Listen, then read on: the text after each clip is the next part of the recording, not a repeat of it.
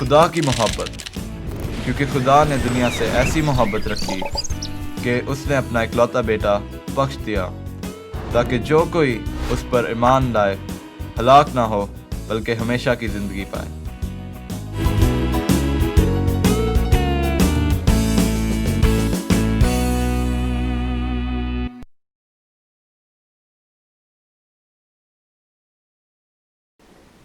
खुदावंद यीशु मसीह के अजीम जलाले और पुरफजल नाम में मैं वायलेट सिसल आप सबको सलाम पेश करती हूँ और प्रोग्राम खुदा ने दुनिया से ऐसी मोहब्बत रखी में आप सबको खुश आमदीद कहती हूँ। नाजरीन, यूना नबी ने खुदावंद से यूँ फरियाद की, मैंने अपनी मुसीबत में खुदावंद से दुआ की और उसने मेरी सुनी।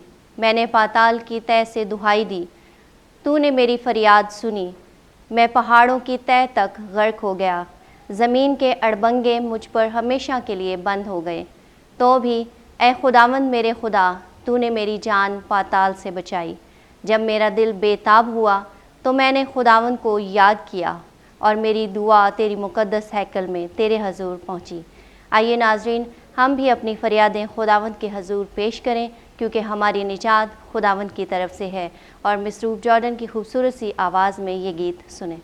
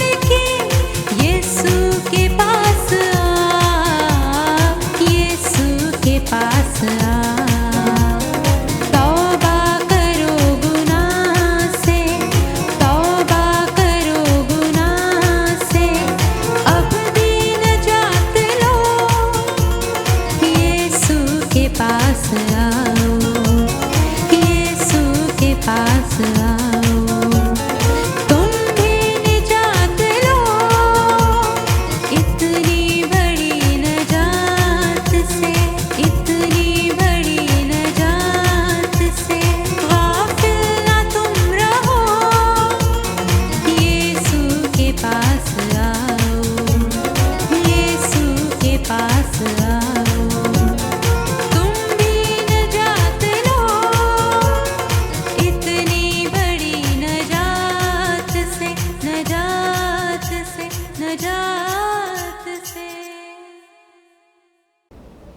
जी नाज़रीन, आपने ये गीत सुना। मैं उम्मीद करती हूँ कि खुदावंद की ये सिताइश आपके लिए बरकत का बाइस हुई है।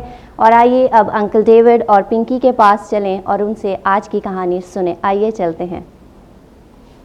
प्यारे प्यारे और नन्हे मुन्ने नाज़रीन, खुदावंद यीशु मसीह के मीठे और प्यारे नाम में मैं पिंकी और अंकल डेविड आप सबको सलाम पेश करते हैं। और हम उम्मीद करते हैं कि आप सब खुश, सलामत और सेहतमंद होंगे। नाज़रीन, आप हमें प्रोग्राम से मुतालिक अपनी राय से ज़रूर आगाह कीजिए।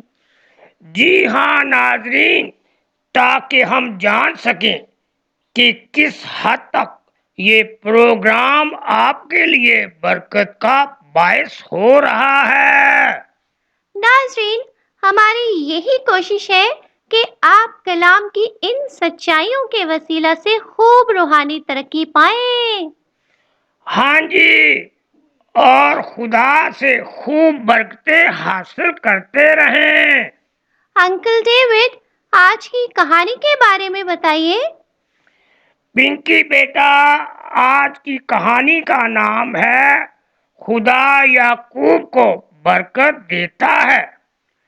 खुदा याकूब को कौन सी बरकत देता है अंकल डेविड? पिंकी बेटा, खुदा ने याकूब को जिंदगी भर बहुत सी बरकत से नवाजा, लेकिन यहाँ जिस बरकत का जिक्र हो रहा है वो पहलौठा होने की बरकत है। पहलौठा होने की बरकत से क्या मुराद है अंकल डेविड? बेटा जी, पहलौठा होने की बरकत खुदा के नजदीक एक खास कदरो कीमत रखती है। अच्छा, वो कैसे? बेटा जी, वो ऐसे कि खरूज की किताब 13वें बाब और इसकी दूसरी आयत में खुदावंद खुद फरमाता है, सब पहलौठों को, यानी जो बनी इसराइल में ख्वा इंसान हो ख्वा हैवान हो, पहलौठी के बच्चे हो, उनको मेरे लिए मुकद्दस ठहरा, क्योंकि वो मेरे हैं। इसका मतलब है कि खुदा एक खानदान को जो सबसे पहली औलाद बख्शता है वो खुदावंद की होती है। हाँ जी, बिल्कुल आप ठीक समझी हैं। अंकल डेविड, ये बताइए कि पहलौठे क्यों खुदा के हैं? बेटा जी, वो इसलिए कि पहलौठा खुदा ने सबसे पहले बख्शा, ताकि वो खुदा की तरफ से अपनी खानदानी बरकत को हासिल कर सके और फिर उसी के जरिए वो खुदा के लिए काम कर सके। अच्छा, लेकिन अंकल डेविड, आपने तो कहा खुदा याकूब को बरकत देता है। हाँ हाँ पिंकी बेटा, मैंने यही कहा है। लेकिन वहां उस खानदान में तो ईसाऊ उनका पहलौठा था ना, और याकूब छोटा बेटा था। बिल्कुल ठीक कहा है तुमने पिंकी बेटा। तो फिर छोटे बेटे याकूब को पहलौठा होने की बरकत कैसे मिली?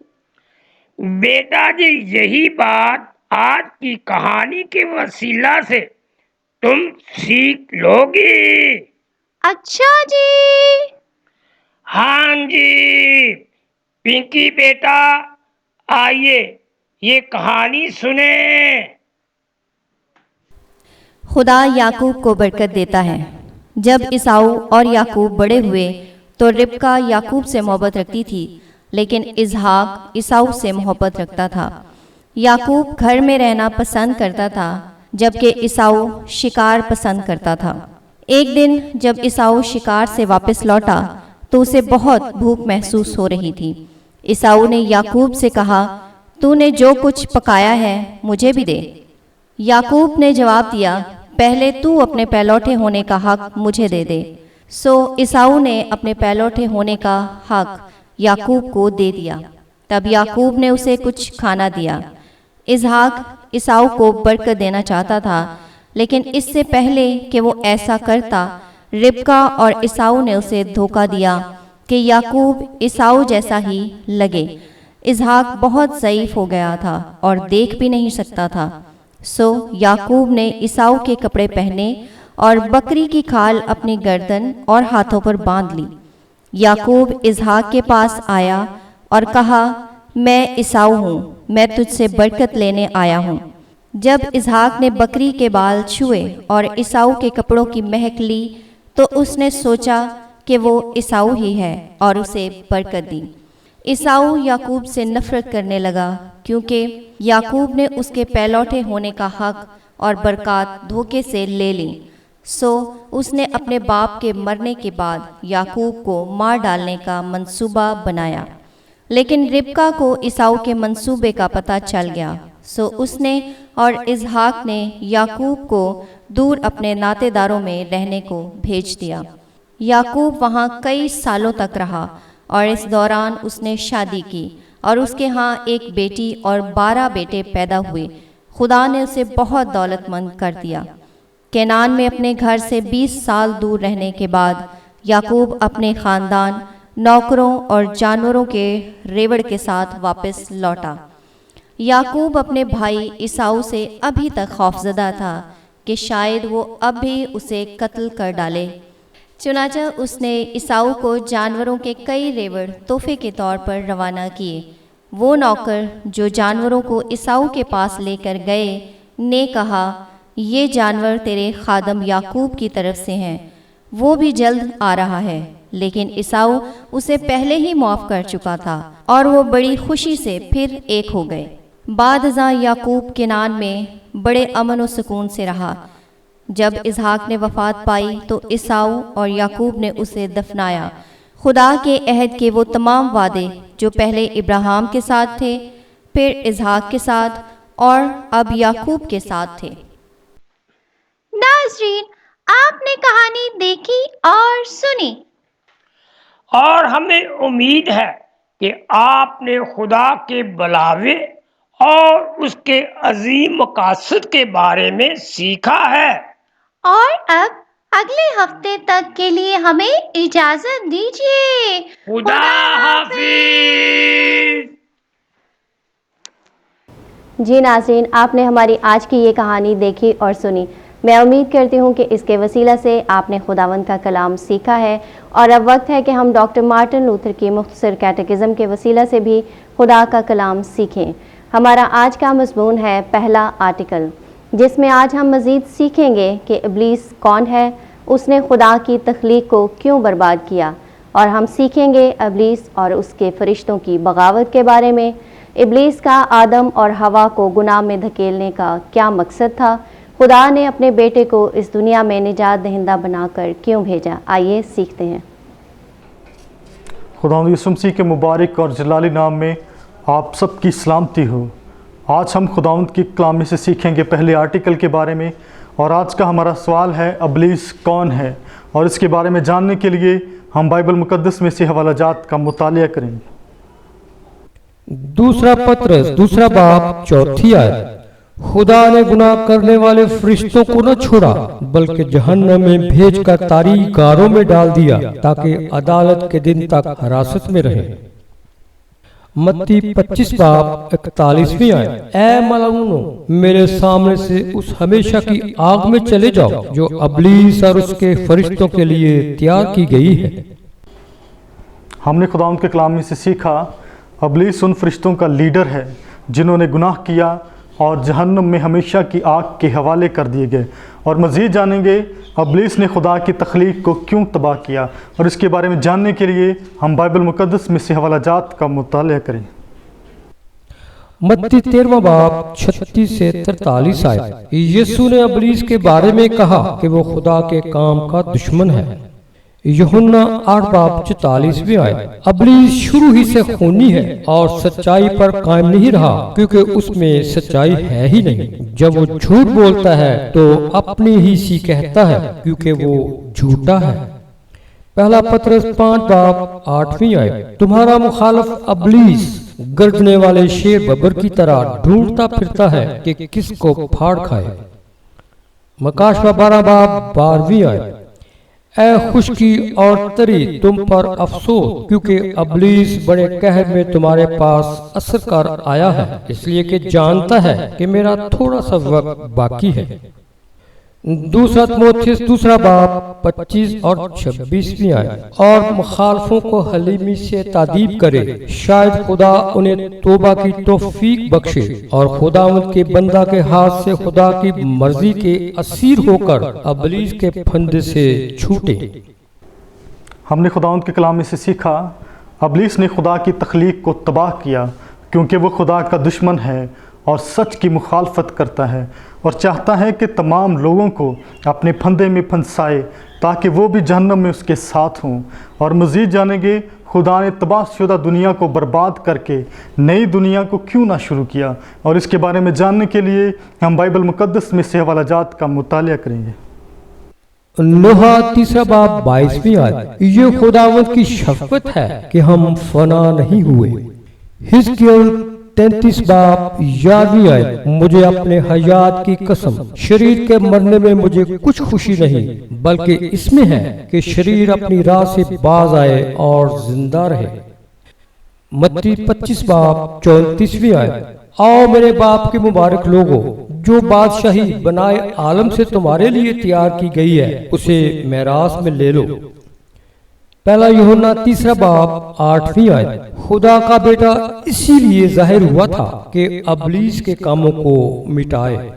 दूसरा तिमोथियुस 1 बाब 9वीं आयत। खुदा ने हमें निजात दी हमारे कामों के मुवाफिक नहीं, बल्कि अपने खास इरादे और फजल के मुवाफिक जो मसीह यीशु में हम पर अज़ल से हुआ। हमने खुदावंद के कलाम में से सीखा, खुदा ने तबाहशुदा दुनिया को बर्बाद ना किया क्योंकि उसने अपनी पुरफजल मोहब्बत में अपने बेटे को शैतान के कामों को मिटाने और इस दुनिया को बचाने के लिए भेजना पसंद किया। और मज़ीद जानेंगे, फिर खुदा मेरे आसमानी बाप ने मेरे लिए अपनी भलाई और रहमत में मुझे पैदा करने, महफूज रखने और हिफाजत करने के अलावा और क्या किया है। और इसके बारे में जानने के लिए हम बाइबल मुकद्दस में से हवालाजात का मुतालिया करें। पदाए 3 बाब 15वीं आयत।